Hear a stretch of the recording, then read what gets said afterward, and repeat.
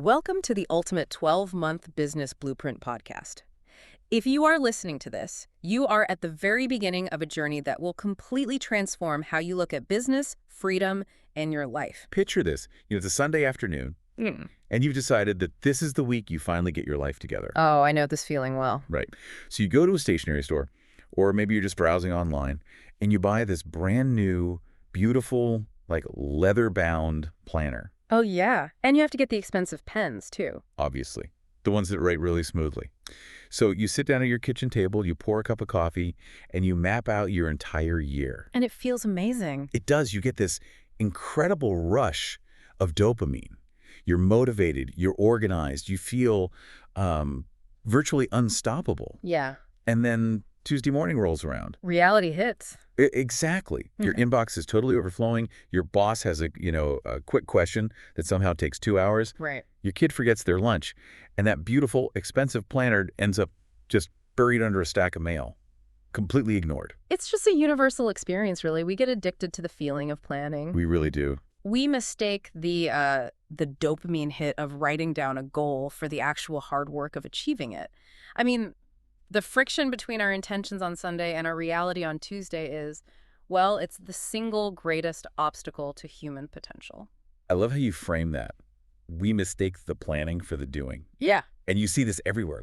Walk into almost any kitchen, Right. and you will inevitably find a stack of really beautiful, glossy cookbooks. Oh, totally guilty of this. Right. Just tucked in a corner, sitting proudly on a shelf, filled with these gorgeous pictures of roasted vegetables and artisanal breads. And we never make any of it. Never. We buy them, we absorb all this culinary knowledge, we feel cultured, and then we just order takeout. Exactly. Most of us treat our goals like we're collecting cookbooks, but we never actually turn on the stove. So this deep dive is about finally lighting the burner. I love that analogy. Thanks. We're plunging into the profound difference between acquiring knowledge and executing on it. And our guide for this journey is this amazing framework from the source material, specifically The 12-Week Year by Brian.P. Moran and Michael Lennington. And it's a remarkable framework because, it doesn't offer you some new magic trick. Right. No gimmicks. Exactly. It forces you to confront a structural flaw in how we all operate. It's an exploration of why we fail to hit our targets, and more importantly, how fundamentally rethinking our calendar can unlock, exponential personal and professional growth. Which is huge. It is. We're going to deconstruct how to transform your view of goal setting, execution, and time management so you can prevent that constant hum of information overload and actually start driving real, tangible action in your life. So let's start by dismantling a massive cliche we've all been spoon-fed since kindergarten, which is knowledge is power. Yeah, that old saying. The authors of this framework completely reject that idea because knowledge on its own is entirely useless. Right. It's only power if you act on it. Exactly. If you don't apply it, it's just, cocktail party trivia. The gap between knowing and doing is literally where dreams go to die. And you can look at almost any industry to see this play out. Where do you see it the most? Well, the authors point specifically to the diet and fitness industry. I mean, it is a $60 billion powerhouse. Wow, 60 billion. Yeah. And at the time they were compiling this research, there were nearly 46,000 books available on dieting alone. 46,000 books. Right. Yet 65% of Americans remain overweight or obese. That statistic is just staggering. Millions of pages telling us the exact biological mechanics of how to lose weight. Exactly. We know the mechanics. Eat fewer processed foods, move your body more. It's not a secret. No, there is no secret, locked away information missing from our lives. If lack of knowledge were the actual problem, we would all be in perfect shape, wealthy, and perfectly happy because the information is just freely available on the internet right now. You can just Google it. Exactly. The problem isn't a knowledge gap, it's an execution gap. The marketplace, and frankly, life itself, only rewards the ideas that actually get implemented. And when you start focusing purely on execution rather than hunting for new information, the results can be, mind-blowing. Truly. The source material shares this amazing anecdote about Ann Loffman, a financial advisor. Ann was already successful. She knew her industry inside and out. Right, she wasn't lacking knowledge. Exactly. But she felt she was capable of more, so she applied this specific 12-week execution framework. And she saw a 400% increase in her production. That's just wild. 400%. And she didn't find some secret new market. She didn't uncover a magical sales script. She didn't even work longer hours. What she did was strip away the noise. She stopped looking for the next big thing and focused intensely on improving her execution of the basics. Just the fundamentals. Right. She took the critical few tasks that she already knew supported her success, the specific client calls, the specific follow-ups, and she just executed them with relentless consistency. Wow. That is the execution gap in action. The barrier between you and the life you're capable of living isn't a lack of intellect or bad luck or meeting a larger network. It is simply a lack of consistent daily execution on the things you already know you should be doing. Okay, so if a lack of knowledge isn't the problem, what is actually stopping us? Why is it so incredibly hard to just do the things we know we need to do? That's the million-dollar question. Right. The framework suggests that the culprit is something we look at every single day, which is the calendar. Yep. We have this massive structural flaw built into our society, which the authors call annualized thinking. And how does the way we measure time affect our daily behavior? That's the core question here. Annualized thinking is essentially a psychological trap. How so? Well, when you sit down in January and set an annual goal, December 31st feels like it's a decade away. The sheer volume of time creates a false sense of security. It really does. Like you have a terrible week in February where you don't hit any of your targets, and your brain immediately rationalizes it. Exactly. I'll do it next week. Yeah, you tell yourself, it's fine, it's only February, I have 10 whole months to catch up. It creates this illusion of infinite time. And it completely destroys any sense of urgency. You're lulled into complacency. You mistakenly believe you have plenty of time to execute later. But later never comes. Right, because effective execution doesn't happen later. It doesn't happen monthly or quarterly. It happens daily and weekly. When you have a 12-month horizon, you subconsciously give yourself permission to procrastinate on the hard, uncomfortable tasks. But then we see this fascinating shift happen in the corporate world, and even in personal goals, right around like late October and November. Oh, the year-end push. Exactly. We see the phenomenon of the year-end push. Suddenly, the complacency vanishes. In November and December, urgency spikes dramatically. Like everyone wakes up. Yeah. People who've been dragging their feet all year are suddenly closing record numbers of deals, finishing home renovations, hitting their fitness targets. Why? Because that arbitrary line in the sand, December 31st, is suddenly staring them right in the face. The contrast in human behavior there is incredible. People act completely differently in November than they do in July. Oh, tell 'em. In July, they take long lunches, they avoid the difficult cold calls, they let projects slide. In December, they stop avoiding the pain. Because they have to. Right. They prioritize ruthlessly, they say no to distractions because the deadline forces focus.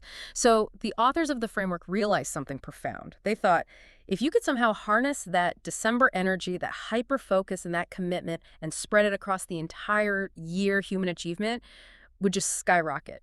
Which brings us to the core mechanism of this whole philosophy, which is periodization. And this isn't just some corporate buzzword. This concept has a very specific physical origin, right? Yes, actually. Periodization has its roots in athletic training, specifically from Eastern European and Soviet Olympic weightlifting and track training regimens back in the 1970s. Oh, wow. Yeah. The core principle these coaches discovered was that you cannot train an athlete for peak performance across every skill simultaneously for an entire year. That makes sense. The human body and mind just don't work that way. Instead, you focus, concentrate, and overload on a specific skill for a highly limited period, usually 4 to 6 weeks. So sprinting instead of marathon. Exactly. You maximize your capacity in one singular area, recover, and then pivot to the next skill. So Moran and Lennington, the authors, took this Soviet athletic training model and adapted it for the modern knowledge worker. Yep, they translated it from the track to the office. And they decided to completely redefine what a year actually is. For anyone using this framework, a year is no longer 12 months. A year is exactly 12 weeks long, period. Yeah. After 12 weeks, the year is over. And think about the psychological pressure and the clarity that creates. In a 12-week year, every single week is the equivalent of a month in the old system. Right? Every single day is a week. You can no longer afford to have a bad couple of weeks because that would be the equivalent of losing 2 entire months in an annual cycle.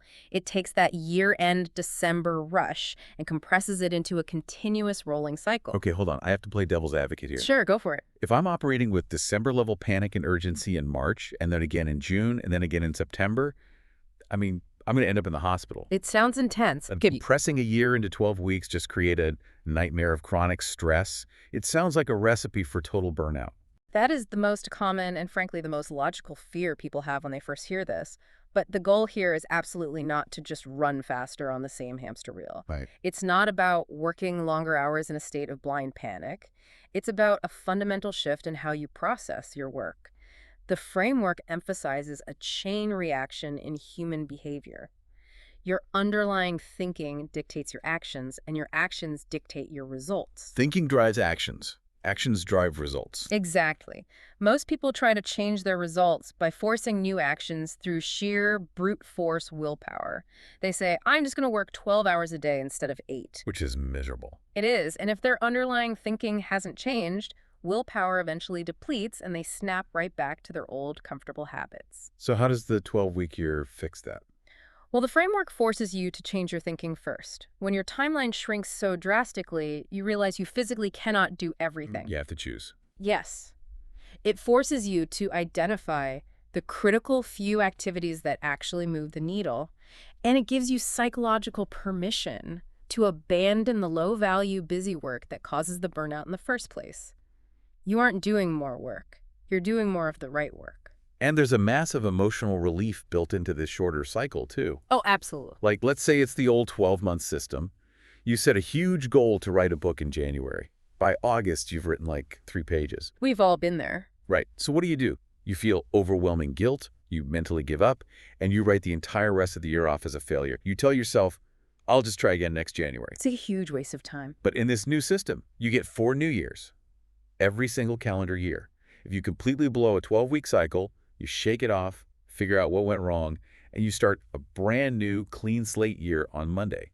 It replaces chronic demoralization with continuous anticipation. A fresh start is never more than a few weeks away. Which is so refreshing. It is. However, as we noted, compressing your timeline forces you into new, uncomfortable actions. You are stripping away the comforting busy work. You are confronting the hard tasks daily.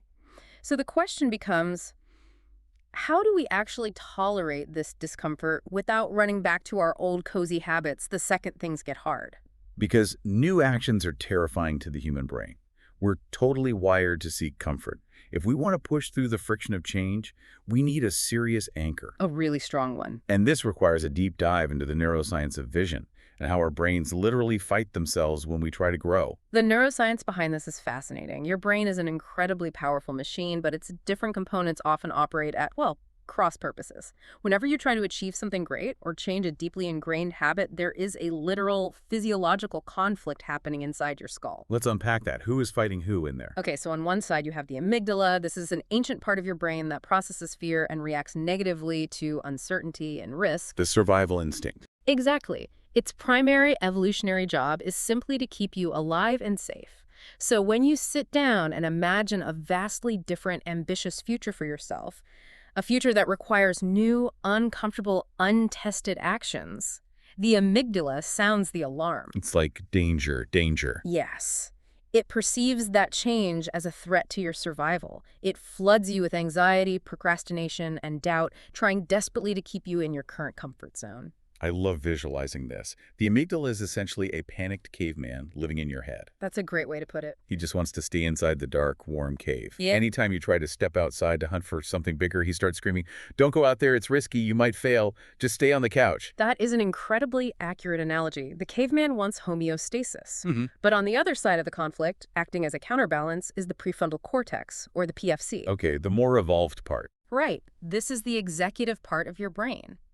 Scientists using brain imaging have actually found that the PFC literally lights up with increased electrical activity when you look out over open, expansive vistas, and even more incredibly, when you imagine greatness for yourself. Wow, really? Yes. The PFC thrives on a compelling future. It wants to build and expand. So it's a literal tug of war in your head between a panicked caveman who wants to hide and a visionary architect who wants to build a skyscraper. Exactly. And your daily actions, whether you hit the snooze button or get up and work out, are determined entirely by who wins that tug of war in that specific moment. This is where the concept of neuroplasticity becomes vital to the 12-week framework. Your brain can physiologically rewire itself based on your thoughts. Wait, just by thinking. Yes, the source material highlights a stunning reality. The exact same neural pathways fire when you vividly think about a compelling vision as when you physically act on it. That is wild. You can literally strengthen the visionary architect's muscles just by intentionally focusing on your vision. But if you don't intentionally and daily engage that prefrontal cortex with a deeply compelling picture of the future, default human nature takes over. And the caveman wins. By default, the caveman always wins. The part of you that resists change will always overpower your vague intentions. Which means your vision cannot just be some bland, copy-pasted corporate mission statement like, I want to increase synergy by 10%. No, the caveman does not care about synergy. Your vision has to be deeply, viscerally, personally compelling. It has to carry massive emotional stakes because the short-term cost of comfort is incredibly heavy. It really is. Think about it. When your alarm goes off at 5:30 a.m. in the dead of winter and the floor is freezing and your bed is perfectly warm, the caveman is practically begging you to hit snooze. Oh yeah, just 5 more minutes. Right. The only possible way you throw the covers off and go for a jog is if the visionary architect has a blueprint for your future health that you desire more than the immediate comfort of the blankets. The vision must be stronger than the resistance. The authors explicitly state that without a compelling personal vision, there is absolutely no reason to subject yourself to the pain of change. Why would you? Exactly. You have to clearly define what you truly want out of your brief time on Earth. Your legacy, your spiritual life, your family relationships, your ultimate financial freedom. That personal vision is the engine. It's the power source. Then, and only then, do you craft your business or professional goals to align with and enable that personal vision. Because if your professional goal, like hitting a sales quota, doesn't somehow feed your deeper personal vision, like paying for your child's college or achieving financial independence, you will abandon the professional goal the second a client yells at you or a deal falls through. Precisely. Vision is the genesis of all high performance. As the framework notes, you create things twice. First mentally, in the theater of your mind, and then physically, in the real world. Okay, let's say the visionary architect has won the battle. Your brain is primed, your vision is emotionally resonant, and you're ready to go. How do we actually translate that massive emotional vision into physical reality without getting immediately paralyzed by the sheer size of what we want to accomplish? You need a map. Right. The first step is to completely throw out the traditional annual plan. Annual plans fail at a spectacular rate because they are objective-based rather than action-based. What's the difference there? Well, it's virtually impossible to accurately predict what your daily actions and market conditions will be 11 months into the future. Yeah. Because you cannot predict the necessary actions, an annual plan naturally degrades into vague wishes. You write down the end result you want, but not the specific mechanics of how you will get there. Right. You write down, I want to increase my revenue by 20% this year. That sounds great, but how are you going to do it? I'll network more and work harder. Yeah, that isn't a plan. That's a hope. Contrast that ambiguity with a 12-week plan. A 12-week plan is intensely action-based and highly predictable. Because the horizon is so close, you can define with a very high degree of certainty the exact actions you need to implement next Tuesday to hit your target 12 weeks from now. It builds a solid bridge between today's microactions and tomorrow's macro results. The sources also dive into this fascinating psychological research by Dalton and Spiller regarding how human beings process planning and why too much planning actually backfires. This research is critical for understanding why we get overwhelmed. Dalton and Spiller found that planning for multiple simultaneous goals can actually severely discourage people and decrease execution. Why is that?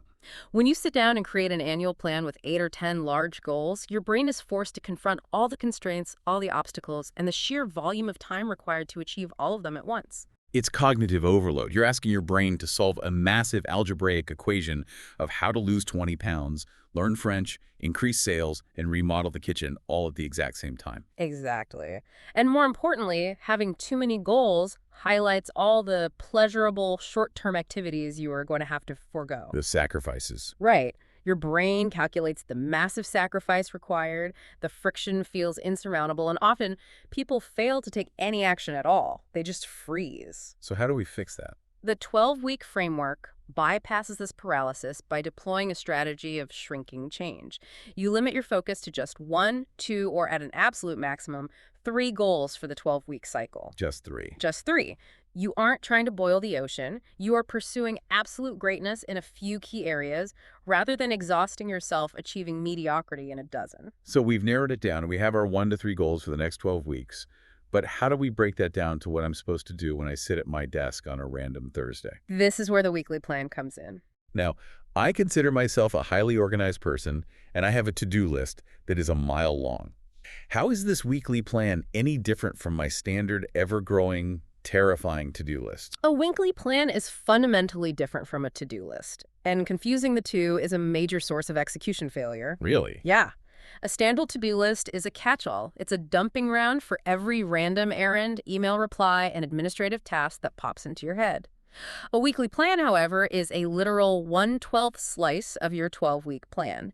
It contains only the critical strategic tactics required to hit your specific goals. Let's make this really concrete for the listener. Imagine it's Monday morning. They're staring at a blank page. How exactly do they differentiate a true strategic tactic from a regular errand that belongs in the trash or on a separate list? A tactic must pass a strict stress test. It must meet specific criteria.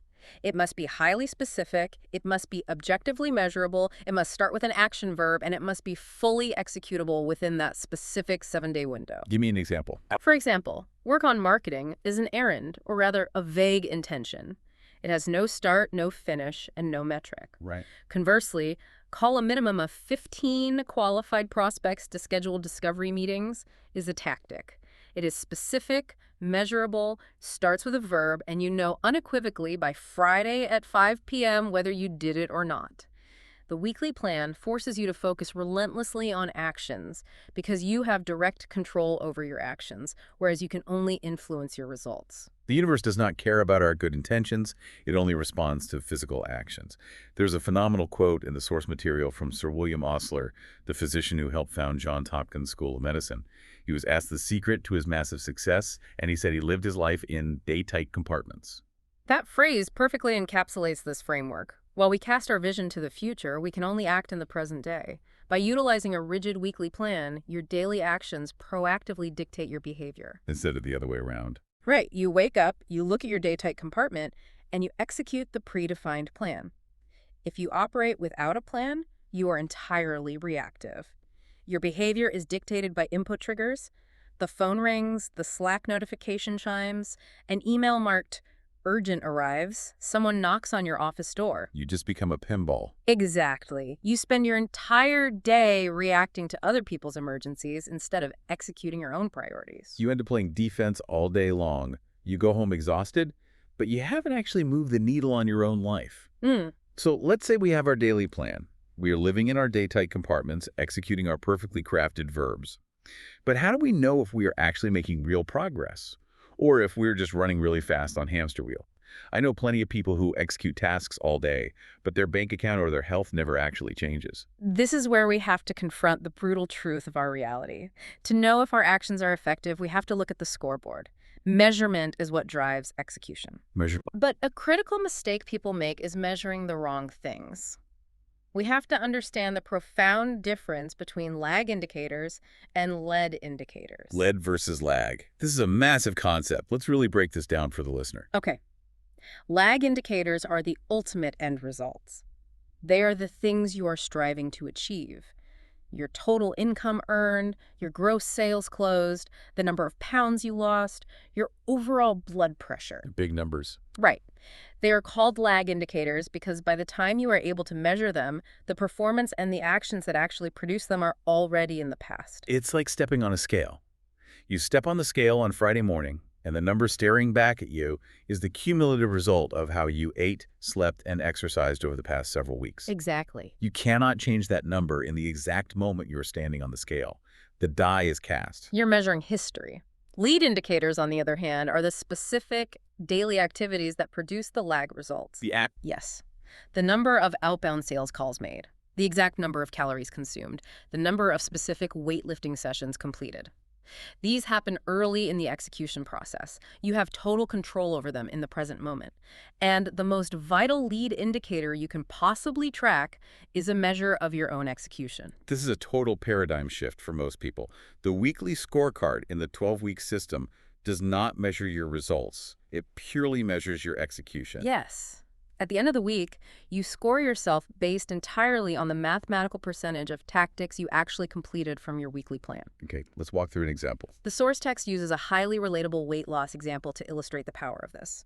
Let's say your 12-week goal is to lose weight, and you have 4 specific tactics on your plan for this week. Do aerobic cardio 3 times, train with weights 3 times, drink 6 glasses of water daily, and strictly limit your calories to 1,200 a day. Okay, that's a solid, measurable weekly fitness plan. Now, imagine you get to Sunday, you step on the scale, and you have lost 2 pounds. That is a fantastic lag indicator result. Time to celebrate. Most people would celebrate, pat themselves on the back, and think they had a highly successful week. But let's look closer at your execution scorecard. Let's say you tracked your calories and drank your water and you did your cardio, but you completely skipped all 3 weight training sessions. Oh. You only completed 3 of the 4 tactics. Therefore, your execution score for the week is 75%.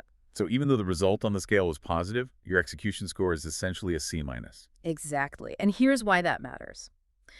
Because the results are lagging, that 2-pound weight loss you experienced this week is very likely the delayed result of the effort you put in last week or the week before. Oh, wow. I didn't think about that. Right. If you maintain a sloppy 75% execution rate, your weight loss is mathematically guaranteed to stall out in the near future. The execution scorecard is a crystal ball. It tells you the absolute truth about your future results before you actually experience them. It strips away the delusion. Tracking this execution percentage can radically transform a business. There's an incredible anecdote in the text about a professional named Adam Black. No, I remember him. He was a classic type A, hard-charging guy. He was always caught in that chaotic, adrenaline-fueled rush at the end of the year, desperately trying to hit his sales numbers.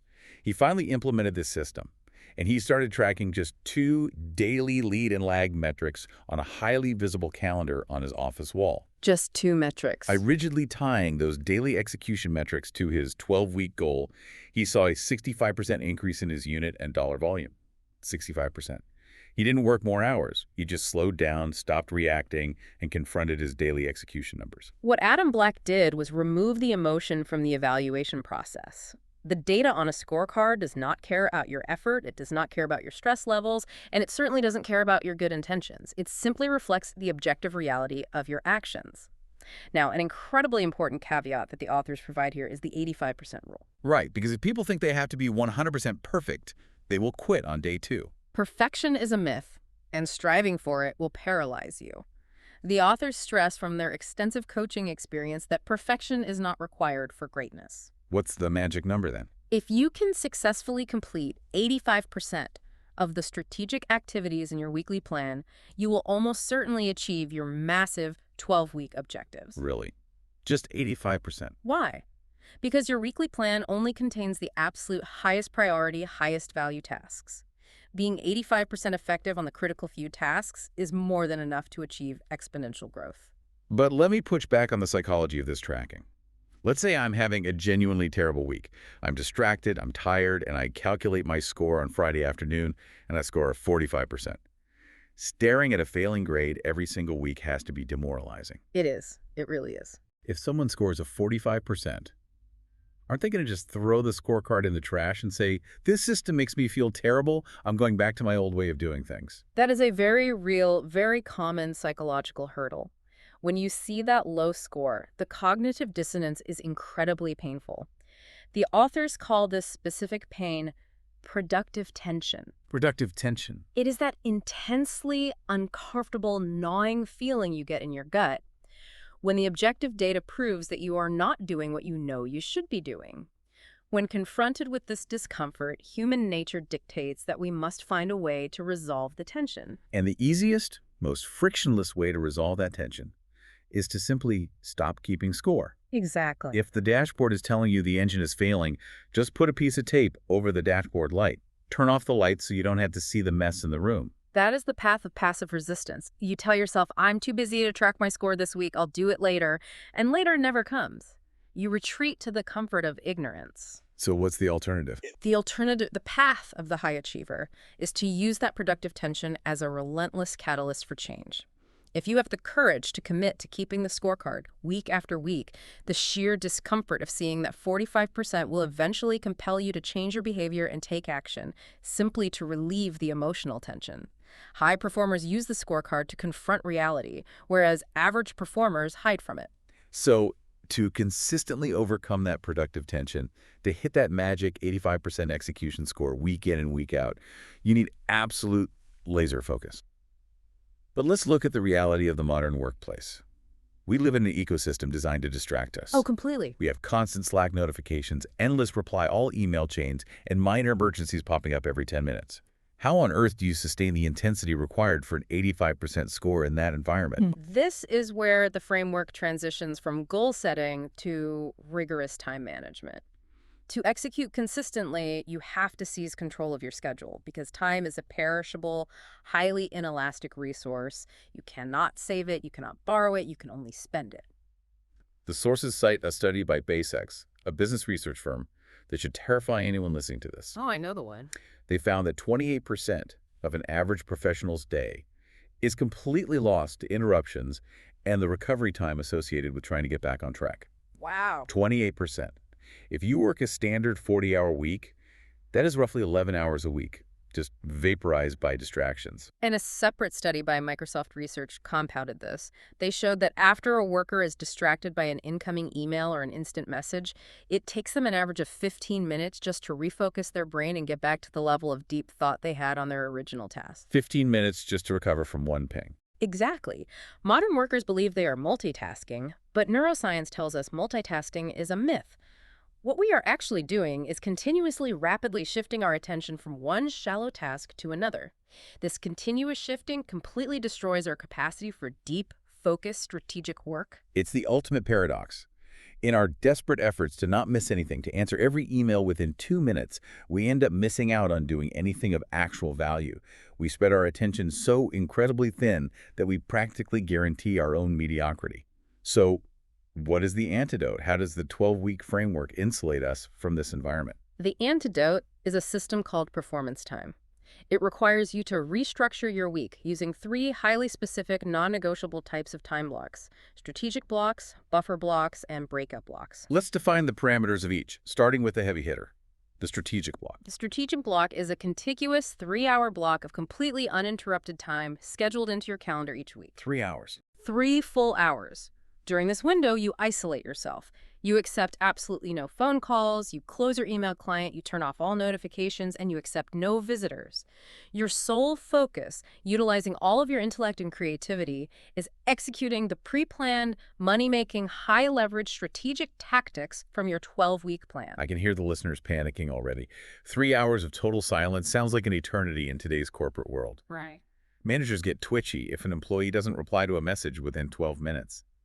How do you actually pull this off without getting fired? It requires boundary setting and communication. You tell your team, I am going offline from 9 a.m. to noon on Tuesdays to work on our biggest quarterly objective. If the building is on fire, call my cell. Otherwise, I will reply at noon. Setting expectations. Exactly. It is intensely difficult at first, which is exactly why it is so effective. For most professionals, executing just one single 3-hour strategic block a week is enough to produce massive breakthrough results, because it is literally the only time in their entire week they are engaging in unbroken, deep work. But the anxiety remains. What about all the emails, the voicemails, and the minor crises that inevitably pile up while you are hiding in your strategic block for 3 hours? That anxiety is exactly what the buffer block is designed to cure. Buffer blocks are shorter windows, usually 30 to 60 minutes, scheduled once or twice a day. They are specifically engineered to wrangle all of the unplanned, low-value, reactive activities into one tightly contained space. So that's when you do email. Right. During a buffer block, you blast through your emails, return the voicemails, follow up on routine to-do list items, and deal with the administrative busy work. I think of the buffer block like a junk drawer in a kitchen. Every kitchen has one. Oh, for sure. You have all these random, somewhat necessary things: loose rubber bands, paper clips, spare batteries, a random key. If you leave all those tiny items scattered across the kitchen counter, the entire kitchen feels chaotic and messy. You can't cook a meal because there's junk everywhere. I like where this is going. But if you sweep all those little distractions into one specific contained drawer, the counter is suddenly clear for cooking, and you still know exactly where the paper clips are when you actually need one. By using a buffer block, you're sweeping all the digital distractions into a drawer so they don't clutter your strategic thinking. That is a phenomenal analogy. You are not attempting the impossible task of eliminating all low-value activities. You still need rubber bands, and you still have to reply to your boss's emails, but you are fiercely containing them so they do not bleed into and contaminate your high-value strategic time. And then there is the third block, which sounds like an absolute dream, but might actually be the hardest one for high-achieving Type A personalities to execute. The breakout block. Yes, a breakout block is a scheduled period of a minimum of 3 hours completely away from work, and crucially, it must take place during normal business hours. Wait, during normal business hours? Yep. During this block, absolutely no work-related activities or thoughts are allowed. You mean like leaving the office to go to a matinee movie on a Tuesday afternoon or playing a round of golf on a Thursday morning? Exactly that. The text emphasizes a counterintuitive truth. One of the primary factors contributing to performance plateaus is the absence of high-quality free time. Really? Yes. When we hit a wall or our performance stagnates, our instinct is to just grind harder and work longer hours. But doing so destroys your creative edge, your energy, and your enthusiasm. You have to actively step away to recharge your mind.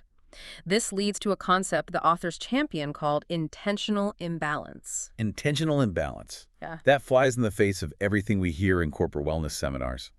We are constantly told to strive for work-life balance, like we're supposed to be walking a tightrope, keeping every aspect of our lives perfectly leveled at all times. The authors quote former GE CEO Jack Welch, who famously said, "There's no such thing as work-life balance. There are work-life choices, and you make them, and they have consequences." That's powerful. The 12-week framework frees you from the guilt of trying to be perfectly balanced. It allows you to be intentionally, strategically imbalanced. For one 12-week cycle, you might choose to focus obsessively on a massive career transition, leaning heavily into your professional life and sacrificing some leisure time. Makes sense. But then for the subsequent 12-week cycle, you intentionally pivot and set a goal to focus heavily on your family life or training for a marathon. You are making proactive, conscious choices about your imbalance rather than just reacting to whichever crisis is screaming the loudest. It is about choosing where to apply your greatness. The text uses an incredible example regarding Olympic swimmer Michael Phelps to illustrate what it means to be great in the moment. It is a profound philosophical point. If you ask the average person when Michael Phelps achieved greatness, they would point to the moment he touched the wall in Beijing and won his record-breaking gold medals. But the authors argue that the gold medal was merely the physical evidence of his greatness. He actually achieved greatness months and years earlier.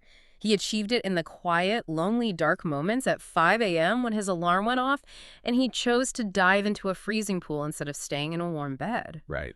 In that specific moment of friction, he chose to align his immediate actions with his long-term vision rather than his short-term comfort. Greatness is not a destiny. It is a choice you make in the microscopic moments of your day. You don't suddenly transform into a great person on the podium. You become great when you do the boring, tedious hard work on a random Tuesday when nobody's watching. Exactly. And mastering that daily discipline of making the right micro-choices is the foundation of individual success. However, if we zoom out and connect this to the bigger picture, mastering your own psychology is one thing. How do we take this intense execution system and scale it across a team, a department, or an entire corporate culture without the manager turning into a micromanaging dictator? That is the crucial pivot. If I'm listening to this and I manage a team of 10 people, how do I get them to adopt this? That brings us to driving team accountability. Before we can even discuss the mechanics, we have to completely redefine a very loaded, heavily weaponized word: accountability. In modern corporate culture, the word accountability is almost universally misunderstood and deeply feared. It's a dirty word. It is. People equate it with bad behavior, poor performance reviews, and negative consequences. If a CEO steps up to a podium and announces, "Moving forward, we are going to hold people accountable," a collective groan goes through the room and everyone immediately updates their resume. Because it sounds like a thinly veiled threat. When a boss says, "I'm going to hold you accountable," what the employee actually hears is, "I am going to build a paper trail to punish you the next time you screw up." Precisely. It is viewed as punitive. But the framework redefines accountability completely. True accountability has absolutely nothing to do with negative consequences or punishment. It is solely about ownership. Ownership. I like that. The authors argue that the only form of accountability that truly exists is self-accountability. It is the mental honesty, the character, and the courage to fully own your choices, your daily actions, and your ultimate results, regardless of the outcome, without blaming the economy, the marketing department, or external circumstances. So as a manager, your job is not to hold a stick and punish people when their execution score dips. Your job is to create an environment and a culture where people feel safe taking ownership of their own numbers. And the primary tactical tool the framework uses to build this culture is the WHAM. The Weekly Accountability Meeting, or WHAM. This is a highly structured, short peer meeting, usually lasting only 15 to 30 minutes, ideally held first thing on Monday mornings. It works best with a small, committed group of 2 to 4 individuals. And what actually happens inside a WHAM? Is it just a status update where everyone reads their to-do list aloud while everyone else checks their phones under the table? No, standard status meetings are a waste of time. The WHAM agenda is fiercely focused strictly on execution and feedback. It begins with individual report outs. Each member succinctly states their overarching 12-week goal, their lag results to date, their exact weekly execution score from the previous week, that's the percentage of tactics completed, and their specific intentions for the coming week. That requires extreme vulnerability. If you had a terrible week and scored a 45%, you have to look your peers in the eye and own that number out loud. Yes, you have to own it. But again, because the culture has shifted away from punishment, this is not a public shaming session. Once the scores are reported, the remainder of the short meeting is dedicated to constructive feedback. Peers share successful techniques, brainstorm solutions for roadblocks, and provide genuine encouragement. The WHAM is utilized to confront execution breakdowns honestly and to recognize and celebrate progress. The source material provides a great real-world example of a manager named Leslie Lugenberg, who implemented WHAMs with her staff. She noted that once her employees began openly evaluating their own weekly achievements, they suddenly became hyper-aware of exactly where they were wasting their time. It changes everything. It prompted her team to conduct a day-in-the-life observational study where they literally just monitored how a staff member spent an average Tuesday. Because the WHAMs had trained them to look at ROI, they realized certain massive, culturally entrenched, time-consuming administrative tasks were yielding absolutely zero return on investment. So they simply eliminated those tasks entirely. It creates a culture of radical transparency and efficiency. But this raises the ultimate leadership question. If a listener is a manager, how do they practically transition their team from a culture of dreading measurement to a culture where they voluntarily, eagerly track their own execution metrics? How do you get them to buy in without forcing it down their throats? The answer is uncompromising leadership modeling. There is an old adage. The speed of the leader is the speed of the team. If a manager wants their team to embrace the vulnerability of a 12-week year, the manager must be the first one in the arena. Lead by example. Right. The manager must build their own 12-week plan. The manager must ruthlessly score their own execution. And the manager must participate in the WHAM, sharing their own failures and successes. Furthermore, the manager must completely rewire how they respond to data. If you use a low execution score as a weapon to trigger negative consequences, your team will immediately learn to game the system, lie about their numbers, and hide their failures. You must use measurement purely as neutral feedback. There is a great leadership phrase, inspect what you expect. If you are checking in on an employee's execution scores with a genuine mindset of coaching, if you say, hey, I noticed your execution score dipped to 60% this week, you usually crush it. What roadblocks are in your way and how can I help remove them?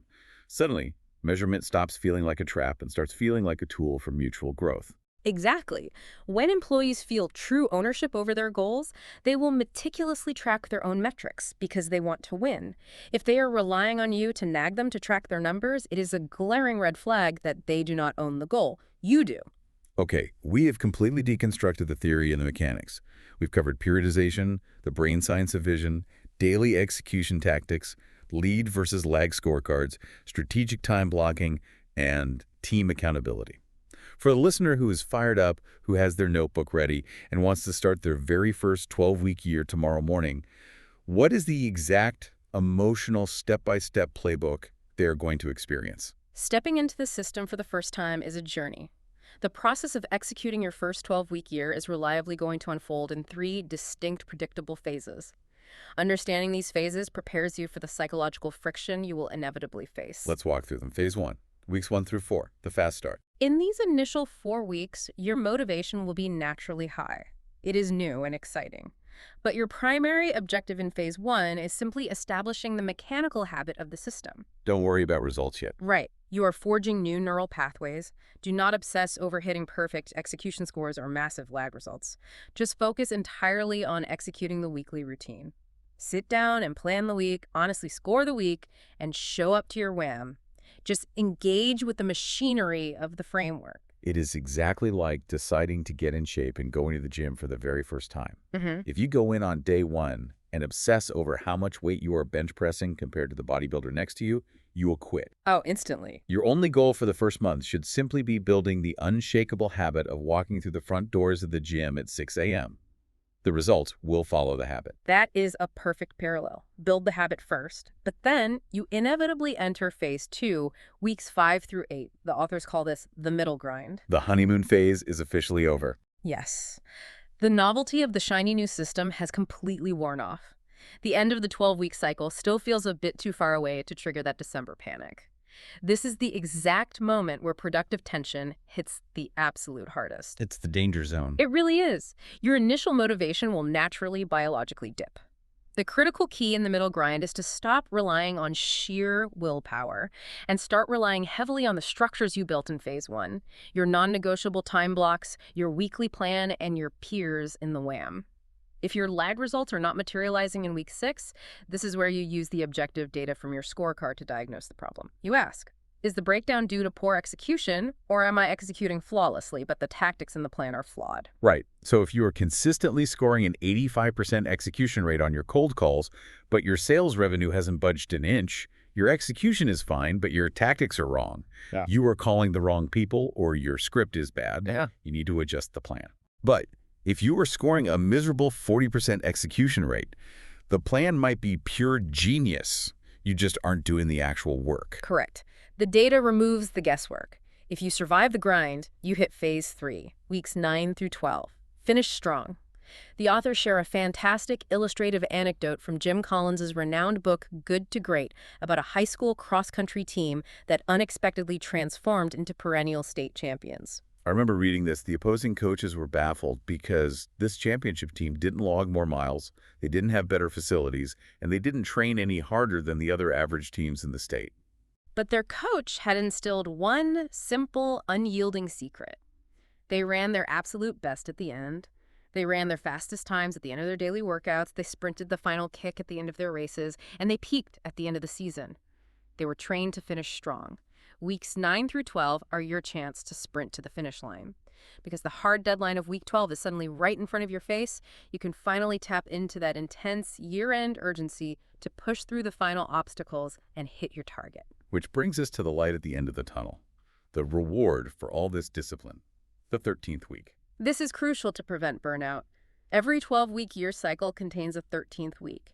It can occasionally be used as a final catch-up week if you are right on the cusp of hitting a massive goal, but its primary intended purpose is rest and evaluation. A built-in breather. Yes. You use the 13th week to objectively assess your performance, reflect deeply on what tactics worked and what failed, celebrate your wins with your team or family, completely disconnect from work, and reload your mental and physical energy for the next 12-week year cycle. It is a built-in breakout block for the entire year. You take a vacation. You breathe. You earn the rest because you actually sprinted for 12 weeks. And if a listener is sitting there, still on the fence about whether they want to fully commit to the discomfort of this system, the text shares a compelling cautionary tale about a guy named Casey Johnson. Casey's story is the ultimate warning against the danger of dabbling. Casey was introduced to the 12-week year framework in March. But instead of committing, he just dabbled with the concepts. He thought he was already pretty successful. He thought he already knew what he needed to do. So he cherry-picked parts of the system and ignored the rigid structure. And predictably, by July, his results were completely stagnant. He let his ego get in the way. He thought he was too smart, too advanced, to need a weekly scorecard. Right. He thought he could outsmart the mechanics of execution. But the stagnation humbled him. He finally decided to set his ego aside and fully, entirely commit to the process. He hired a coach to hold him accountable. He set an uncomfortable stretch goal. He focused strictly on daily business building tactics. He scored himself honestly even when it hurt, and he engaged deeply with his whams. And what happened? The results were astounding. By the end of his second 12-week cycle, which was his first fully committed cycle, he closed more business in those 12 weeks than he had in the previous year and a half combined.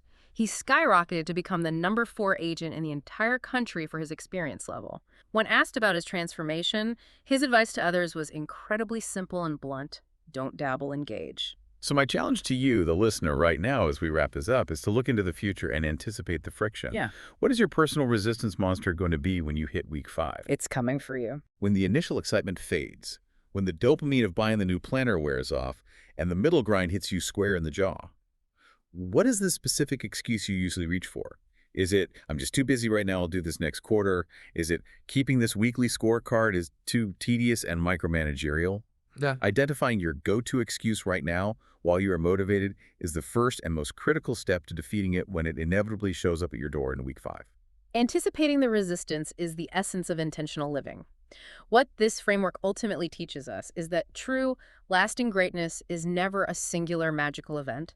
It is not a lightning strike of inspiration. It is a mundane choice made over and over and over again in the daily execution of highly uncomfortable tasks.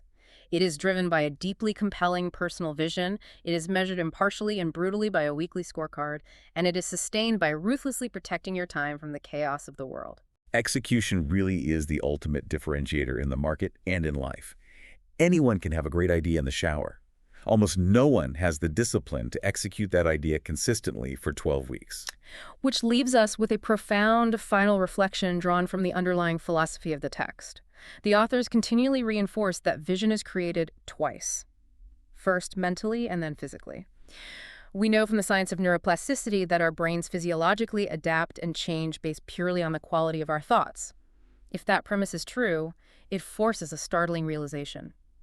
Is it possible that our current physical environment, the exact balance of our bank account, the current state of our physical health, the depth of our relationships, the clutter on our desks, is simply a lagging indicator of our past mental habits? Oh, wow. That hits hard. Everything around me right now is just the delayed physical manifestation of what I was thinking about and doing 6 months ago. Exactly. You are living in the echo of your past execution. So the question to walk away with, the thought to let marinate in your mind today, is this. What thoughts, what visions, and what specific actions are you physically building right now that will become your reality 12 weeks from today? That is an incredibly powerful place to leave it. Your current life is just the lagging indicator of your past thoughts and your past actions. So if you want a different life, it is time to change the lead indicators. It is time to stop just collecting the cookbooks, admiring the glossy pictures of the life you want, and leaving them to gather dust on the shelf. The kitchen is open. The ingredients are sitting right there on the counter. It's time to turn on the stove. It's time to execute. Thanks for taking this deep dive with us. We'll catch you next time.